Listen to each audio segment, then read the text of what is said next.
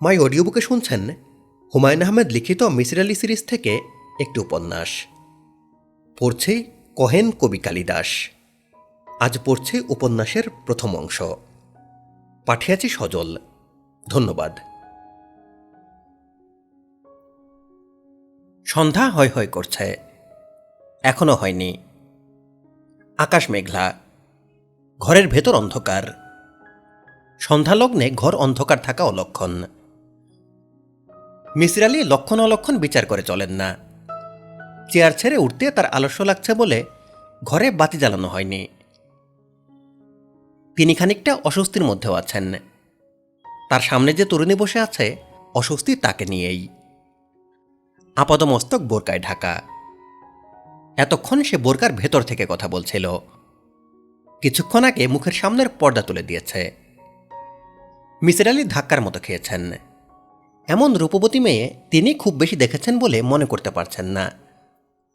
লম্বাটে মুখ, খাড়া নাক, লিপস্টিকের বিজ্ঞাপন হতে পারে এরকম পাতলা ঠোঁট, বড় বড় চোখ, চোখের পল্লব দীর্ঘ। তবে এই দীর্ঘ পল্লব নকলও হতে পারে। এখনকার মেয়েরা নকল পল্লব চোখে পড়ে। বরফি কাটা চিবুক, চিবুকে লাল তিল দেখা যাচ্ছে। এই তিলও মনে হয় নকল। আমার নাম সায়রা, সায়রা বানু। মিসির আলি মনে মনে কয়েকবার বললেন, সায়রা, সায়রা।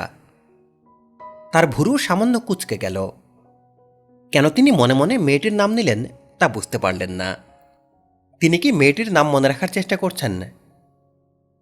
এই কাজটি তিনি কেন করলেন? মেয়েটির অস্বাভাবিক রূপ দেখে? একটি কুরূপা মেয়ে যদি তার নাম বলতো, তিনি কি মনে মনে তার নাম জপতেন? সায়রা, তুমি কি রোজা রেখেছ? কিছুক্ষণের মধ্যেই ইফতারের সময় হবে। আমার এখানে ইফতারের ব্যবস্থা নেই। পানি তো আছে, এক গ্লাস পানি তো নিশ্চয়ই দিতে পারবেন। বলতে বলতে মেয়েটি হাসল। রূপবতী মেয়েদের হাসি বেশিরভাগ সময়ই সুন্দর হয় না। দেখা যায় তাদের দাঁত খারাপ, কিংবা হাসির সময় দাঁতের মাড়ি বের হয়ে আসে।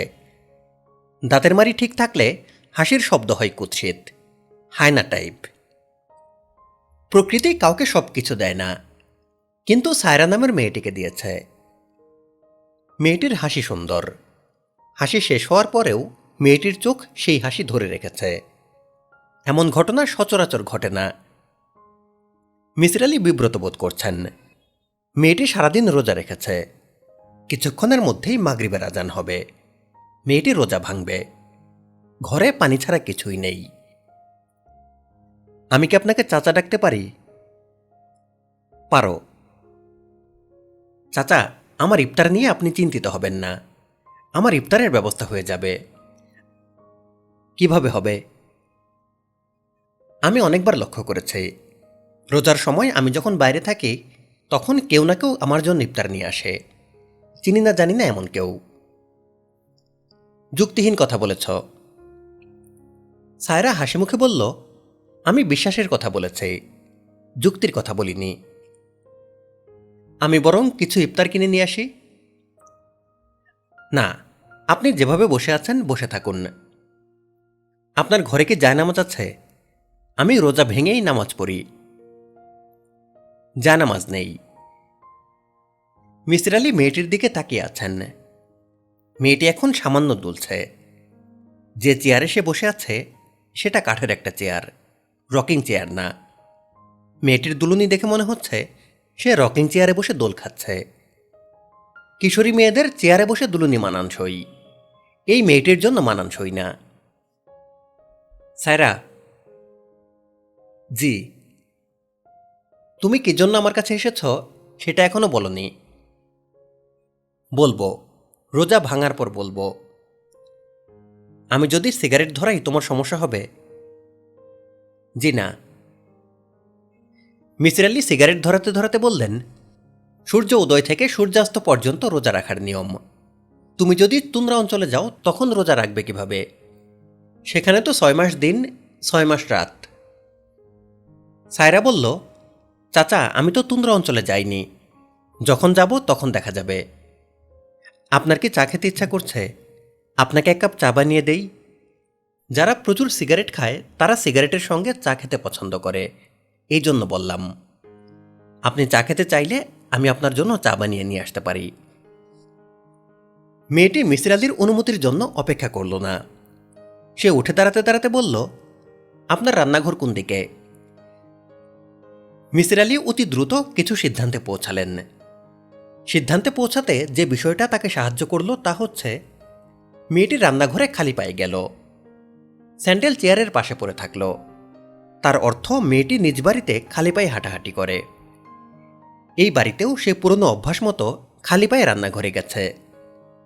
যে বাড়িতে এই মেয়ে খালি পায়ে হাঁটে সে বাড়ির মেঝে হতে হবে ঝকঝকে, ধূলিশূন্য, মার্বেলের মেঝে, কিংবা পুরো বাড়িতে ওয়াল টু ওয়াল কার্পেট। মেয়েটি চেয়ারে বসে দোল খাওয়ার ভঙ্গি করছিল, অর্থাৎ মেয়েটির বাড়িতে একটি রকিং চেয়ার আছে। সে অনেকখানি সময় এই চেয়ারে বসে কাটায়, সেই অভ্যাস রয়ে গেছে। মেয়েটির নাকে নাকফুল আছে, নাকফুল হীরের। হীরের সাইজ ভালো। সচরাচর মেয়েরা নাকে যেসব হীরের নাকফুল পরে সেই হীরে চোখে দেখা যায় না, ম্যাগনিফাইং গ্লাসে দেখতে হয়।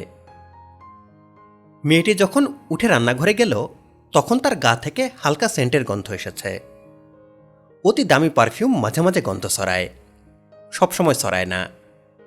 মেয়েটি অতি দামি কোনো পারফিউম মেখেছে। মেয়েটি আপনার রান্নাঘর কোথায় বলেই রান্নাঘরের দিকে হাঁটা দিয়েছে, রান্নাঘরে যাবার অনুমতি চায়নি। এর অর্থ এই মেয়ে অনুমতি নিয়ে কোনো কিছু করায় অভ্যস্ত না। যে বাড়িতে সায়রা বাস করে সেই বাড়ির কর্ত্রী সে নিজে। মিসির আলি চোখ বন্ধ করলেন।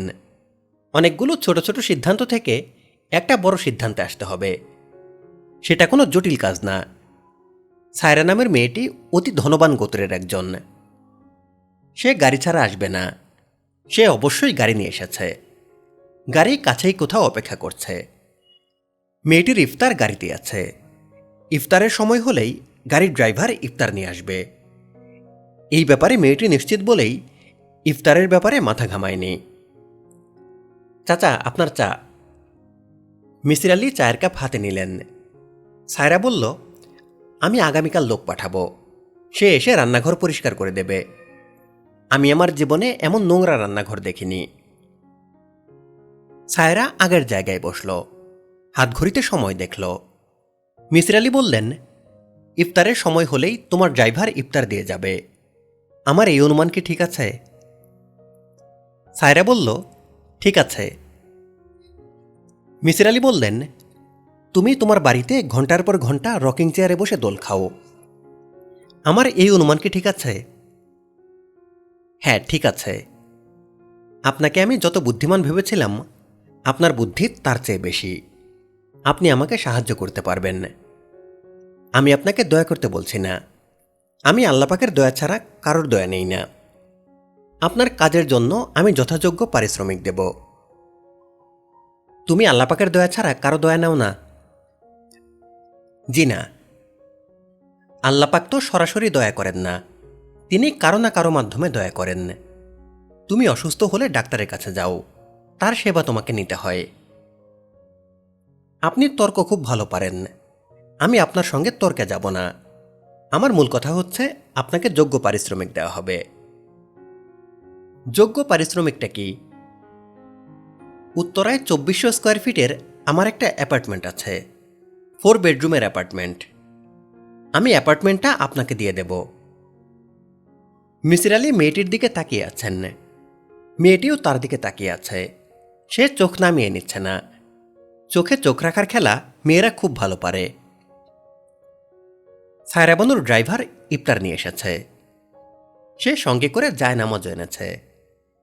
টেবিলে সে 2টা চায়ের কাপ এবং ফ্লাস্ক রাখল। ফ্লাস্কে নিশ্চয় চা আছে। গোছানো ব্যবস্থা। আজান হয়েছে। মিসির আলি আগ্রহ নিয়ে মেয়েটির রোজা ভাঙার দৃশ্য দেখলেন। এক গ্লাস পানি খেয়ে সে রোজা ভেঙেই জায়নামাজ নিয়ে বসল। অপরিচিত জায়গায় কেউ নামাজ পড়তে চাইলে প্রথমেই পশ্চিম কোণ দিকে জেনে নেয়।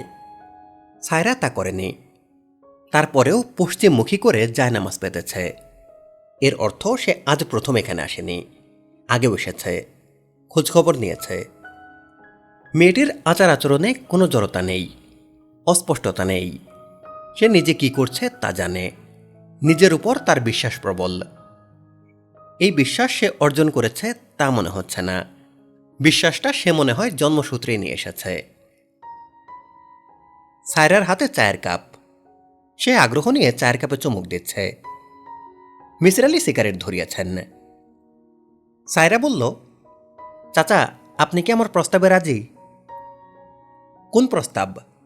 সমস্যার সমাধান করব, বিনিময়ে বাড়ি। তোমার জানা উচিত সমস্যা সমাধান আমার পেশা না। তাছাড়া সমস্যার সমাধান আমি সেইভাবে করতেও পারি না। জগতের বড় বড় রহস্যের বেশিরভাগ থাকে অমীমাংসিত। প্রকৃতি রহস্য পছন্দ করে, রহস্যের মীমাংসা তেমন পছন্দ করে না। সায়রা শান্ত গলায় বলল, প্রকৃতি রহস্যের মীমাংসা পছন্দ করুক বা না করুক, আপনি মীমাংসা পছন্দ করেন। আমি আপনার কাছে সাহায্যের জন্য এসেছি, আপনি আমাকে সাহায্য করবেন। কেন সাহায্য করব? আপনি আপনার নিজের আনন্দের জন্য করবেন। সমস্যা সমাধান করে আপনি আনন্দ পান। সমস্যা যত বড়, আপনার আনন্দ হয় তত বেশি। এখন আপনার কিছুই করার নেই। আপনি সময় কাটান শুয়ে বসে, বই পড়ে এবং সস্তার সিগারেট টেনে। মানুষের জীবন যতটা একঘেয়ে হওয়া উচিত, আপনার জীবন ততটাই একঘেয়ে। আপনি কিছুক্ষণের জন্য হলেও সেই একঘেয়ে জীবন থেকে মুক্তি পাবেন। তার মূল্য কি কম? বলুন, কম? না, কম না। আপনি জীবনের শেষ প্রান্তে চলে এসেছেন। সস্তার একটা ভাড়া বাড়িতে বাস করেন, একটা মাত্র কামরা, ঘরে নিশ্চয়ই এসি নেই, গরমে কষ্ট পান। শীতের সময় বরফের মতো ঠান্ডা পানিতে গোসল করতে হয়। এখন যদি আপনার চমৎকার একটা ফ্ল্যাট থাকে, যে ফ্ল্যাটে এসি আছে, বাথরুমে গিজার আছে, তাহলে ভালো হয় না? আমি যে জীবনযাত্রায় অভ্যস্ত, আমার জন্য সেটাই ভালো। ঠিক আছে, বাদ দিলাম। আপনার যদি আমার মতো একটা মেয়ে থাকতো, সেই মেয়ে যদি কাঁদতে কাঁদতে আপনাকে সমস্যার কথা বলতো, আপনি কি করতেন? তুমি কিন্তু কাঁদছ না। আপনি বললে আমি কাঁদতে পারি। আমি অতি দ্রুত চোখে পানি আনতে পারি। কেঁদে দেখাবো? বলো তোমার সমস্যা। সায়রা বলল, থ্যাংক ইউ স্যার, বলেই সে রুমাল দিয়ে চোখ মুছল। সে এর মধ্যেই চোখে পানি নিয়ে এসেছে। মিসির আলি মেয়েটির কর্মকাণ্ডে বিস্মিত হলেন। সায়রা বলল, পুরোটা আমি লিখে এনেছি, আপনার কাছে খাতাটা রেখে যাচ্ছে। খাতায় আমার টেলিফোন নাম্বার দেয়া আছে। যখন পড়া শেষ হবে আমাকে টেলিফোন করবেন, আমি চলে আসব। আবার যদি পড়তে পড়তে আপনার খটকা লাগে, তাহলেও নিজে এসে খটকা দূর করব। সায়রার ড্রাইভার এসেছে জিনিসপত্র নিয়ে যেতে। সায়রা বলল, কাপ দুটা থাকুক, এই বাড়িতে ভালো কাপ নেই। আবার যখন আসব এই কাপে চা খাব। মিসির আলি খাতাটা হাতে নিলেন। প্রায় 100 পৃষ্ঠা গুটি গুটি করে লেখা, পুরোটাই ইংরেজিতে। শিরোনাম, autobiography of an unknown young girl. Saira লজ্জিত ভঙ্গিতে বলল, লেখাটার টাইটেল আমি একজনের কাছ থেকে নকল করেছি। নীরদ সি চৌধুরীর একটা বই আছে, নাম autobiography of an unknown Indian, সেখান থেকে নেয়া। মিসির আলি বললেন, তোমার পড়াশোনার বিষয় কি ইংরেজি? জি না, কেমিস্ট্রি। আমি স্কটল্যান্ডের এভারডিন ইউনিভার্সিটি থেকে কেমিস্ট্রিতে পিএইচডি করেছি। বুঝতে পারছি আপনি ছোটখাটো ধাক্কার মতো খেয়েছেন। আপনি আমাকে অনেক অল্প বয়সী মেয়ে ভেবেছিলেন। আমার বয়স 30। আপনাকে এখন আরেকটা ছোট্ট ধাক্কা দিতে চাই। দেব? দাও। আমি একটা সিগারেট খাবো, আপনি যদি অনুমতি দেন। অনুমতি দিলাম। সায়রা তার হ্যান্ডব্যাগ খুলে সিগারেট বের করল, লাইটার বের করল, খুবই স্বাভাবিক ভঙ্গিতে সিগারেট ধরালো। মিসির আলি তেমন কোনো ধাক্কা খেলেন না। মেয়েটা ধূমপানে অভ্যস্ত না। এই কাজটা যে সে তাকে চমকে দেবার জন্য করেছে তা বোঝা যাচ্ছে। সিগারেটের প্যাকেটটা নতুন, লাইটার ধরাবার কায়দাও সে জানে না। সিগারেটের ধোঁয়া ফুসফুসে নিয়ে সে কাশতে থাকল। চোখের মনি লাল হয়ে গেছে। আপনি কি আমার সিগারেট খাওয়া দেখে রাগ করছেন? না। বিরক্ত হচ্ছেন? না। প্লিজ রাগ করবেন না, বিরক্ত হবেন না। সিগারেটের প্যাকেট এবং লাইটার আমি আপনার জন্য এনেছি। হঠাৎ কেন জানি ইচ্ছা হলো আপনাকে আরেকটু চমকাই। চাচা, এখন আমি যাই। যাও। আপনি কিন্তু খাতাটা আজ রাতেই পড়তে শুরু করবেন। মিসির আলি হ্যাসূচক মাথা নাড়লেন। যাই বলেও সায়রা দাঁড়িয়ে আছে, যাচ্ছে না। মিসির আলি বললেন, তুমি কি আরো কিছু বলবে? সায়রা বলল, আমি আপনাকে যেরকম ভেবেছিলাম আপনি সেরকম না। কিরকম ভেবেছিলে? অহংকারী, রাগী। আমি চিন্তাই করিনি আপনি এত সহজে আমার প্রস্তাবে রাজি হয়ে যাবেন। Thank you. সায়রার লেখা অটোবায়োগ্রাফির সরল বঙ্গানুবাদ। বাবা আমার নাম রেখেছিলেন মিথেন। আমার নাম মিথেন। আমার ছোট বোনের নাম ইথেন। ছোটবেলায় কেউ আমার নাম জিজ্ঞেস করলে মজার ব্যাপার হতো। প্রশ্নকর্তা নাম শুনে অবাক হয়ে বলতো, এমন নাম তো শুনিনি, এর অর্থ কি? আমি বলতাম, মিথেন হলো হাইড্রোকার্বন, এর কেমিক্যাল ফর্মুলা CH4। আমার ছোট বোনের নাম ইথেন। ইথেনের কেমিক্যাল ফর্মুলা CH3CH3। প্রশ্নকর্তা আরও অবাক হয়ে বলতো, এমন অদ্ভুত নাম কে রেখেছে? আমি বলতাম, বাবা, তিনি কেমিস্ট্রির টিচার।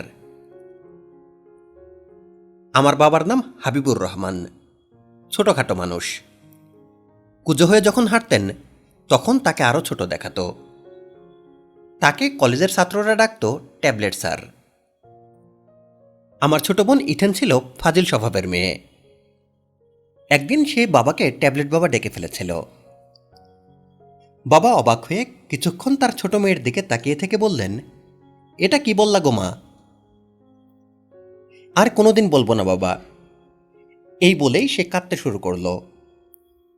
বাবা তার মাথায় হাত বুলিয়ে কান্না বন্ধ করলেন। আমার ট্যাবলেট বাবা মানুষ হিসেবে ভালো ছিলেন। শুধু ভালো না, একটু বেশি রকম ভালো। তিনি আমাদের দুই বোনকে খুবই আদর করতেন। কিছু কিছু মানুষ আদর, স্নেহ, ভালোবাসা এইসব মহৎ গুণ নিয়ে জন্মায়, কিন্তু প্রকাশ করতে পারে না। বাবা ছিলেন সেই দলের। মার মৃত্যুর পর বাবা আর বিয়ে করেননি, কারণ তার ধারণা হয়েছিল সৎমায়ের সংসারে আমরা দুই বোন কষ্ট পাব। ধর্মকর্মের প্রতি বাবার কোনো ঝোঁক আগে ছিল না। মার মৃত্যুর পর তিনি এই দিকে ঝুঁকে পড়েন। নামাজ, নফল রোজা, গভীর রাতে জিকির এইসব চলতে থাকে। তিনি দাড়ি রাখলেন, চোখে সুরমা দেওয়া শুরু করলেন। কলেজের ছাত্ররা তার নতুন নামকরণ করল ট্যাবলেট হুজুর। অতিরিক্ত ধর্মকর্মই সম্ভবত বাবার মধ্যে কিছু পরিবর্তন নিয়ে এলো। তিনি সূচিবায়ু রোগে পড়লেন। অজু করার পরপরই তার মনে হতো যে বদনায় তিনি অজু করেছেন সেই বদনা না পাক, কাজেই বদনা ধুয়ে আবার নতুন করে অজু। সূচিবায়ু খুব খারাপ রোগ। এই রোগ কখনো স্থির থাকে না, বাড়তে থাকে। বাবার এই রোগ বাড়তে থাকল। তার সঙ্গে যুক্ত হলো ইবলিশ শয়তান দেখা রোগ। তিনি মাঝে মধ্যেই আমাদের বাড়ির আনাচে কানাচে ইবলিশ শয়তানকে দেখতে শুরু করলেন। ইবলিশ শয়তান নাকি নিজ দায়িত্বে এই বাড়িতে উঠে এসেছে। তার একটাই কাজ, বাবাকে ধর্মের পথ থেকে সরিয়ে আনা। একদিনের কথা, বাবা মাগরিবের নামাজের পর আমাদের দুই বোনকে ডেকে পাঠালেন। আমরা অবাকি হলাম, কারণ মাগরিব থেকে এসা পর্যন্ত বাবা কারোর সঙ্গে কথা বলতেন না, জায়নামাজে বসে তসবি টানতেন। আমরা বাবার সামনে বসলাম, তিনি জায়নামাজে বসে আছেন। আমরা বসেছি জায়নামাজ থেকে একটু দূরের পাটিতে। দরজা জানালা বন্ধ, ঘর অন্ধকার। বাবার সামনে আগরদানে আগরবাতি জ্বলছে। বাবা বললেন, মাগো, তোমাদের একটা বিশেষ কারণে ডেকেছি। কারণটা মন দিয়ে শোনো। ইবলিশ স্বয়ং এই বাড়িতে আশ্রয় নিয়েছে। তার বিষয়ে সাবধান। আমি কয়েকবারই তার সাক্ষাৎ পেয়েছি, তোমরাও নিশ্চয়ই পাবে। যাতে তোমরা ভয় না পাও, এই জন্য আগেভাগে সাবধান করলাম। ইথেন বলল, বাবা, ইবলিশের দেখা যদি পাই তাহলে তাকে কি ডাকব? ইবলিশ ভাই? বাবা হতভম্ব হয়ে ইথেনের দিকে তাকালেন। ইথেন সহজভাবে তাকিয়ে রইল। বাবা বললেন, মাগো, তুমি কোন ক্লাসে পড়ো? ক্লাস 10-এ উঠেছে। যে মেয়ে ক্লাস 10-এ উঠেছে সে তো মাশাল্লাহ অনেক বড়। তার কি উচিত সবসময় ঠাট্টা ফাজলামি ধরনের কথা বলা? উচিত না বাবা। বাবা বললেন, ইবলিশ শয়তান যে এই বাড়িতে আছে, আমার এই কথাটা তোমরা গুরুত্বের সঙ্গে নাও। তার ক্ষমতা অনেক বেশি বলেই আল্লাপাক স্বয়ং তার বিষয়ে বারবার সাবধান করেছেন। মাইথেন, তুমি কি জানো ইবলিশ কে? জানি। সে শুরুতে আল্লাহর প্রিয়পাত্র ছিল, একজন বড় ফেরেশতা। তোমার জানায় সামান্য ভুল আছে। ইবলিশ ফেরেশতা না, সে জিন সম্প্রদায়ের। জিন সম্প্রদায় মানব সম্প্রদায়ের কাছাকাছি। এদের জন্ম মৃত্যু আছে, তবে ইবলিশের মৃত্যু হবে কিয়ামতের সময়, তার আগে না। ইথেন আবারও বেফাস কিছু বলতে যাচ্ছিল, আমি তাকে ইশারায় থামালাম। বাবা বললেন, আমাদের সাবধান থাকতে হবে, আমাদের খুবই সাবধান থাকতে হবে। শয়তান চলে মানুষের শিরায় শিরায়। তারা মানুষের সবচেয়ে দুর্বল অংশে আঘাত করে। আমাকে শয়তান কিছু করতে পারছে না, কাজেই সে তোমাদের মাধ্যমে আমার ক্ষতি করতে চেষ্টা করবে, কারণ আমি তোমাদের অত্যন্ত স্নেহ করি। স্নেহ ভালোবাসা মানুষের দুর্বল স্থান, কাজেই ইবলিশ আঘাত করবে স্নেহ ভালোবাসার দুর্বল স্থানে। বাবার কথা শেষ হবার আগেই ইথেন বলল, বাবা, আমি উঠি, আমার একটা জরুরি কাজ আছে। কি কাজ? টিভিতে এক্স ফাইলস নামে একটা শো হয়, আমি তার কোনোটাই মিস করিনি, আজকেরটাও করব না। বাবা বললেন, কি দেখা এক্স ফাইলে? ভূতপ্রেত, সুপার ন্যাচারাল, এইসব হাবিজাবি। হাবিজাবি দেখার দরকার কি? হাবিজাবি আমার ভালো লাগে বাবা, কি করব বলো, আমি মেয়েটাই মনে হয় হাবিজাবি। বাবা গম্ভীর গলায় বললেন, আচ্ছা যাও। ইথেন তৎক্ষণাৎ উঠে চলে গেল। বাবা আমার দিকে তাকিয়ে বললেন, ঠিক আছে মা, তুমিও যাও। হাবিজাবির দিকে ইথেন খুবই ঝুঁকে পড়েছিল। সে সিগারেট খাওয়া ধরেছিল। রাতে ঘুমোতে যাবার সময় সে তার ব্যাগ থেকে সিগারেট বের করে প্রথমেই আমার দিকে বাড়িয়ে দিয়ে বলতো, আপা খাবি? একটা টান দিয়ে দেখ না, এমনভাবে তাকাচ্ছিস কেন? ছেলেরা যে জিনিস খেতে পারে মেয়েরাও পারে। তোর ইচ্ছা হলে বাবাকে বলে দে, যা এখনই গিয়ে বল। আমি কোনো কিছু কেয়ার করি না। বাবা কি করবে? আমাকে মারবে? মারলে মারুক। সে যে কোনো কিছুই কেয়ার করে না তার প্রমাণ কিছুদিনের মধ্যেই পাওয়া গেল। এক রাতে সে তার ব্যাগ থেকে কোকের ক্যানের মতো ক্যান বের করে বলল, আপা এক চুমুক খেয়ে দেখবি? আমি বললাম, কি? বিয়ার, সামান্য অ্যালকোহল আছে, সেটা না থাকার মতো। তুই বিয়ার খাচ্ছিস? অসুবিধা কি? রোজ তো খাচ্ছি না, একদিন একটু চেখে দেখব। ইউরোপ আমেরিকায় আমার মতো বয়সী মেয়েরা পানি খায় না, বিয়ার খায়। বিয়ার তোকে কে দিয়েছে? দিয়েছে একজন। নাম দিয়ে কি করবি? আমি অবাক হয়ে দেখলাম সে তার বিছানায় পা ঝুলিয়ে বসেছে, বিয়ারের ক্যানে চুমুক দিচ্ছে, পা দোলাচ্ছে, তার মুখ হাসি হাসি। আমি মনে মনে ভাবলাম, বাবার কথাই মনে হয় ঠিক। আমাদের দুই বোনের মধ্য দিয়ে শয়তান কাজ করতে শুরু করেছে। আমার উচিত ছিল ইথেনের কর্মকাণ্ড বাবাকে জানানো, আমি তা জানালাম না। হয়তো এখানেও শয়তানের কোনো হাত আছে। তার মাস 6 পরের কথা, বর্ষাকাল, তুমুল বর্ষণ হচ্ছে। আমরা দুই বোন ছাদে বৃষ্টির পানিতে গোসল সেরে ফিরেছি। ইথেন আমাকে বলল, আপা আমার যদি কোনো মেয়ে হয় তার নাম কি হওয়া উচিত? কেমিস্ট্রি নাম। প্রোপেন নামটা তোর পছন্দ হয়? ছেলে হলেই বা কি নাম হবে? তুই যা তো, বাবার কাছ থেকে নাম জেনে আয়। আমি বললাম, বিয়ে হোক, ছেলে মেয়ে হোক, তখন বাবার কাছ থেকে জানব। আমার এখনই জানা উচিত। কেন এখনই জানা উচিত কেন? ইথেন বলল, এখনই জানা উচিত কারণ আমার পেটে বাচ্চা। আমি বললাম, ফাজলামি করিস না। ফাজলামি করছি না, যা বাবাকে গিয়ে বল, এক্ষুনি বল। আমি বললাম, ইথেন, সব কিছুর সীমা আছে। সব কিছুর সীমা আছে তোকে কে বলল? মহাকাশের সীমা নেই, মানুষের ভালোবাসার সীমা নেই, ঘৃণার সীমা নেই, অহংকারের সীমা নেই। চুপ। আমি চুপ করব না। আপা, আমি নাম চাই। বাবা যদি নাম না দেন তাহলে আমি ইবলিশের কাছে নাম চাইব। সেটা কি ভালো হবে?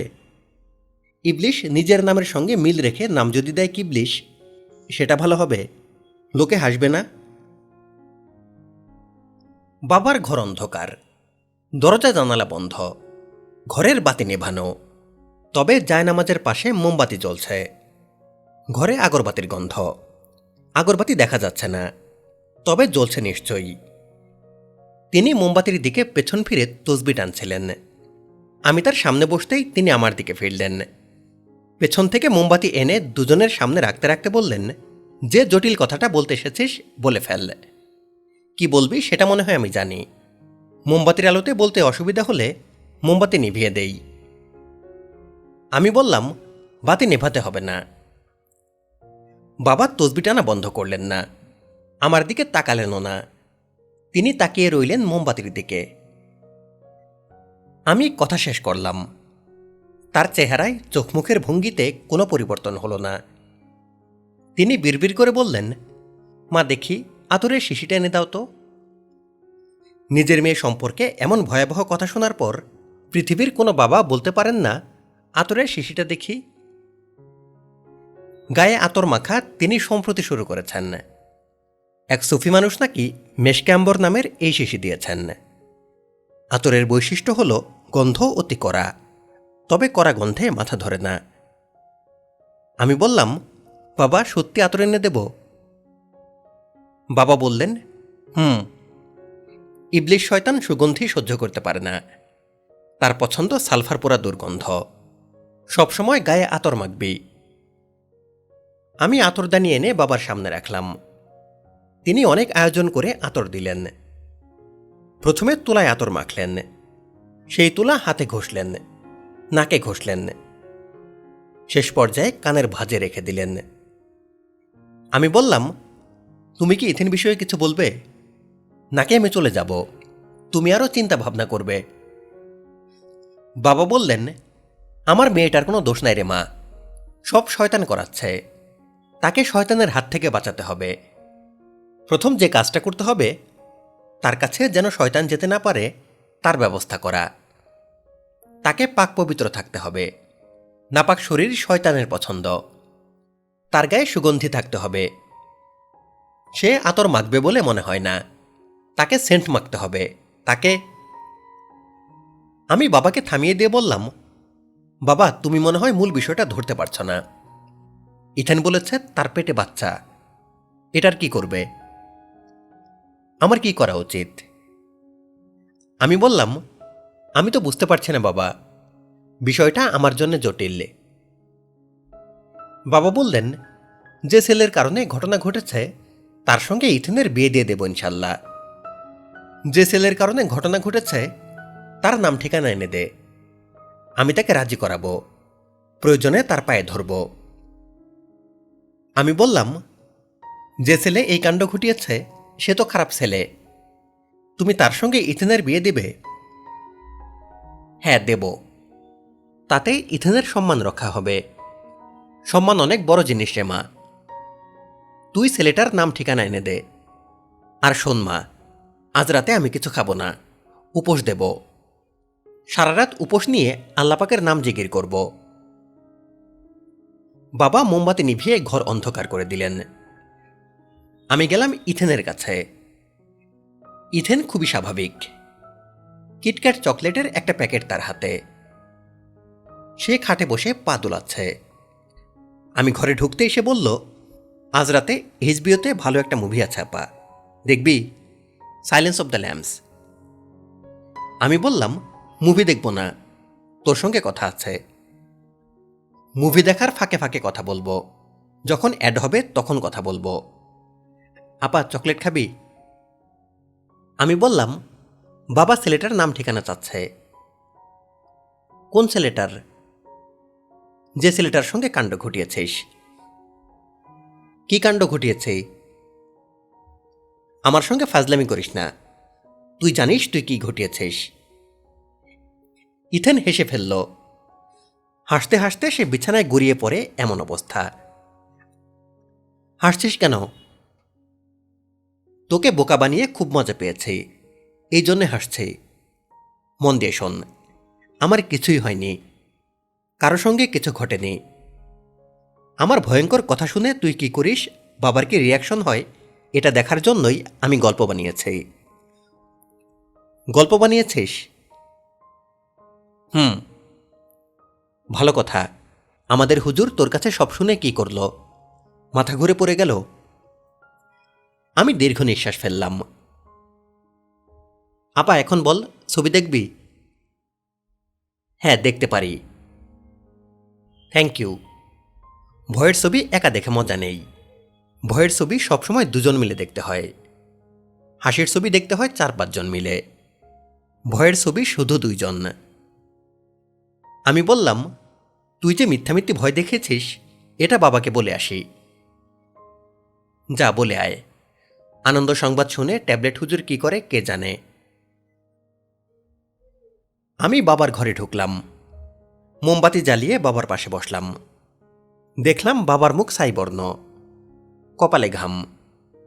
তিনি সামান্য কাঁপছেন, তার ঠোঁট নড়ছে, নিশ্চয়ই কোনো দোয়া দরুদ পড়ছেন। তিনি ইশারায় আমাকে চুপ করে থাকতে বললেন। তিনি বড় কোনো দোয়ার মাঝখানে আছেন। দোয়া শেষ না হওয়া পর্যন্ত তিনি কারো কথা শুনবেন না। আমি অপেক্ষা করে আছি। এক সময় তার দোয়া শেষ হলো। তিনি আমার দিকে ফিরলেন এবং বললেন, মা, ইবলিশের সঙ্গে আমার কথা হয়েছে। ইবলিশ আমাকে বলেছে, তোমার মেয়ে বিষয়টা অস্বীকার করবে, ভাব করবে ঠাট্টা, কিন্তু ঘটনা সত্য। তোমার সঙ্গে ইবলিশের কখন কথা হয়েছে? তুমি আমার এখান থেকে যাওয়ার পরেই। তোমাকে ইথেন কি এরকম কিছু বলেছে? হুম। তার কথা বিশ্বাস করবে না।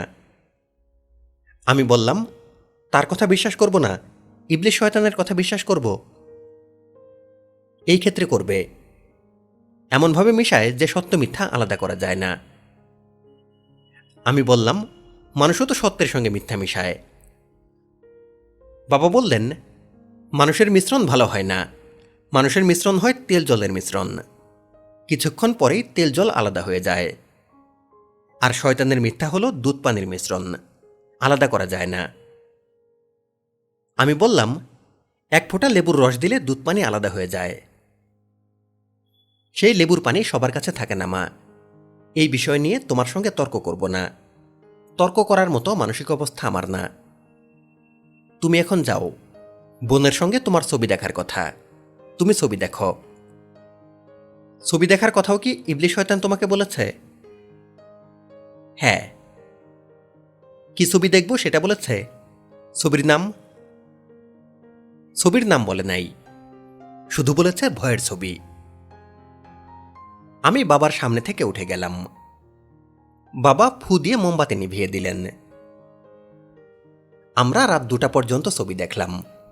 ছবি শেষ করে খেতে গেলাম। খাবার টেবিলে খাবার সাজিয়ে বাবাকে ডাকতে গেলাম, তিনি যদি মত বদলে খেতে আসেন। বাবার ঘরের দরজা বন্ধ। দরজায় অনেকক্ষণ ধাক্কা দেওয়ার পরেও তিনি দরজা খুললেন না। ইথেন কিছু খেতে পারছে না, খাবার নাড়াচাড়া করছে। আমি বললাম, কি হলো, খাবি না? বমি বমি আসছে আপা, এখন আমার খাবারের গন্ধ নাকে এলেই বমি আসে। আমি তাকিয়ে আছি। ইথেন খাবার টেবিল থেকে উঠে পড়ল, তবে চলে গেল না, চেয়ার ধরে দাঁড়িয়ে রইল। আমি বললাম, আর কিছু বলবি? হুম। ছবি শুরু হবার আগে যে ঘটনাকে আমি ঠাট্টা বলেছিলাম তা ঠাট্টা না, ঘটনা সত্যি। আমার পেটে বাচ্চা আছে। ফার্মেসি থেকে প্রেগনেন্সি টেস্টের কিট এনে প্রেগনেন্সি টেস্ট করিয়েছি। Test positive. সুন্দর রিং হয়। আমি কিছুই বলছি না, তাকিয়ে আছে। আমার চোখে ভয় না বিস্ময় কী ছিল তা জানি না, তবে ইথেনের চোখে এই প্রথম দেখলাম হতাশা। আমি জানি তোমরা চাইবে ওই ছেলের সঙ্গে আমার বিয়ে দিতে। সেটা সম্ভব না। সম্ভব না কেন? কেন সম্ভব না সেটা তোমাকে বলবো না, সব কিছু ব্যাখ্যা করতে পারবো না। এই বলেই ইথেন চলে গেল। হঠাৎ প্রচণ্ড ভয়ে আমি অস্থির হয়ে গেলাম। আমার কাছে মনে হলো ভয়াবহ দুঃসময় আমাদের উপর চেপে বসতে যাচ্ছে। মিসির আলী খাতা বন্ধ করলেন, সিগারেট ধরালেন, রান্নাঘরে গেলেন, চুলা ধরিয়ে চায়ের কেতলি বসালেন। রাত বেশি হয়নি, 9:10। 9:30টার দিকে হোটেল থেকে খাবার আসবে। 2 পিস রুটি, ভাজি, কোনোদিন ঘন ডাল, কোনোদিন মুরগির মাংস। তার ঘরে কাজের লোক নেই, হোটেলের সঙ্গে ব্যবস্থা করে রেখেছেন। 3 বেলায় হোটেল থেকে খাবার আসে। খাবার ভালো, বেশ ভালো। মিসির আলীর ধারণা হোটেলওয়ালা তার খাবার আলাদা রান্না করে। তার ধারণার পেছনের কারণ হল রাতের খাবারটা হোটেল মালিক হারুন ব্যাপারী হটপটে করে নিজে নিয়ে আসে। খাওয়া দাওয়া শেষ না হওয়া পর্যন্ত সামনে বসে থাকে। মিসির আলীর সঙ্গে সে অতি আগ্রহের সঙ্গে নানান বিষয়ে গল্প করে। গল্পের কোনো বিশেষ ধারা নেই, এক একদিন এক একটা। যেমন গতকালের গল্পের বিষয়বস্তু ছিল সাপের মণি শক্ত না নরম। মিসির আলী বললেন, সাপের তো মনিই হয় না, শক্ত নরমের প্রশ্ন উঠছে না। হারুন ব্যাপারী বিস্মিত হয়ে বলল, মিসির আলী সাব, আপনি অনেক জ্ঞানী লোক, তারপরেও সব জ্ঞানী লোক সব বিষয় জানে না। আপনিও জানেন না। সাপের মনি অবশ্যই হয়, আমি নিজ চোখে দেখেছি। তাহলে এখন বলেন আমি মিথ্যা দেখেছি? মানুষের দেখার মধ্যেই ভুল থাকে। দড়ি দেখেও অনেকে মনে করে সাপ। এই জন্যই বলা হয় রজ্জুতে সর্পভ্রম। হারুন বলল, যারা মালটাল খেয়ে হাঁটাহাঁটি করে তারা দড়ি দেখে বলে সাপ। আমি জিন্দিগিতে মাল খাই নাই, কোনোদিন খাবও না ইনশাল্লাহ। যদি কোনোদিন 1 ফোঁটা মাল খাই আপনার কাছে এসে শিকার যাব। আপনি আমাকে পায়ের জুতা দিয়ে 2 গালে 2 বাড়ি দিবেন। এই ধরনের মানুষের সঙ্গে কোনোরকম তর্কে যাওয়াই বিপজ্জনক।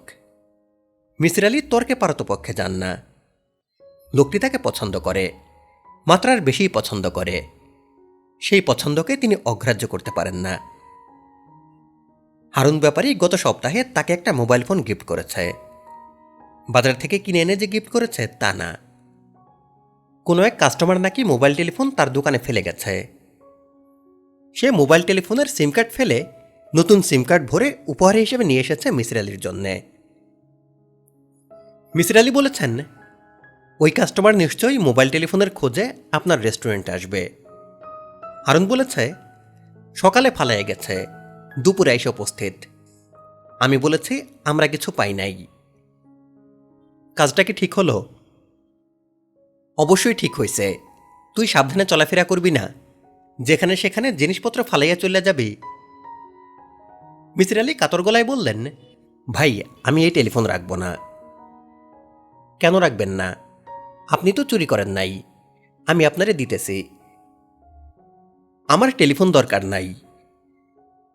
অবশ্যই দরকার আছে, এখন হইল মোবাইলের জামানা। আমি আপনার ছোট ভাই হিসেবে দিতেছি, আপনার রাখতে হবে। ঝামেলা এড়াবার জন্য মিসির আলী টেলিফোন রেখে দিয়েছেন, তবে কখনো ব্যবহার করেননি। ব্যবহার করার আসলেই কোনো প্রয়োজন পড়েনি। আজ ইচ্ছা করলে ব্যবহার করা যায়। সায়রা নামের মেয়েটিকে কয়েকটা প্রশ্ন করা দরকার। সায়রার বাবা হাবিবুর রহমান সাহেব এখনও জীবিত কিনা, তাদের বাড়িতে 2 বোন এবং বাবা ছাড়া অন্য কেউ থাকে কিনা, সায়রা যে লেখা লিখেছে হুবহু সত্য কিনা, তার লেখার ভঙ্গি উপন্যাসের ভঙ্গি। সব উপন্যাস লেখক সত্য ঘটনা বর্ণনার সময়ও নানান রং ব্যবহার করেন। নানান রঙের মিশ্রণ থেকে সাদা কালো সত্য বের করা বেশ কঠিন হয়ে যায়। মেয়েদের বাবার সঙ্গে ইবলিশ শয়তান গল্পগুজব করছে। বাবাকে বলছে মেয়েরা কিছুক্ষণের মধ্যেই একটা ভয়ের ছবি দেখবে। এটা একেবারেই অসম্ভব। একজনকেও মিথ্যা বলছে। হয় হাবিবুর রহমান সাহেব বলছেন, অথবা সায়রা তার লেখা রহস্যময় করার জন্য বানিয়েছে। মেয়েদের বাবার সঙ্গেও কথা বলা দরকার। তিনি কেন ইবলিশকে জিন বলছেন? সূরা বাকারাতে স্পষ্ট ইবলিশকে ফেরেশতা বলা হয়েছে। কোন আয়াতে বলা হয়েছে সেটা মনে নেই। অন্য কোনো আয়াতে কি ইবলিশকে জিন বলা হয়েছে? ভদ্রলোককে পাওয়া গেলে আরও একটি প্রশ্ন করা যেত, তিনি কেন ইবলিশকে ইবলিশ শয়তান বলছেন? শয়তান শব্দটা এসেছে শায়াতিন থেকে। শায়াতিন হল ইবলিশদের নেতা। তিনি কি জেনে শুনেই ইবলিশকে ইবলিশ শয়তান বলছেন, নাকি এটা তার কথার কথা, নাকি সায়রার বর্ণনা ভঙ্গিতেই ব্যাপারটা এসেছে? সায়রার বর্ণনাতেও একটা খটকা তৈরি হয়েছে। তিনি মোটামুটি নিশ্চিত সায়রা যে সময়ের কথা বলেছে সেই সময়ে সাইলেন্স অব দ্য ল্যাম্প ছবিটি তৈরি হয়নি। মিসির আলী ছবি দেখেন না। তার আগের বাড়িওয়ালা জোর করে এই ছবিটি তাকে দেখিয়েছেন, কারণ এই ছবিতে একজন সাইকিয়াট্রিস্টের কথা আছে। বাড়িওয়ালার ধারণা, যেহেতু মিসির আলীও এই ধারার মানুষ, তার ছবিটি দেখা উচিত। সায়রা বলে গিয়েছিল কোনো খটকা লাগলে তাকে যেন টেলিফোন করা হয়। মিসির আলীর কাছে যে চোরাই মোবাইল টেলিফোন আছে, তিনি নীতিগতভাবে সেই টেলিফোন ব্যবহার করতে পারেন না। Autobiography of an unknown young girl বইটির দ্বিতীয় চ্যাপ্টার পড়াও শুরু করলেন না। প্রথম চ্যাপ্টারের খটকা আগে কাটুক। তিনি অপেক্ষা করছেন সায়রার জন্য। বইটির বাকি অংশ শুনতে সাথেই থাকুন। বাকি অংশের ভিডিও লিঙ্ক এই ভিডিওর ডেসক্রিপশনে দেওয়া আছে। ধন্যবাদ।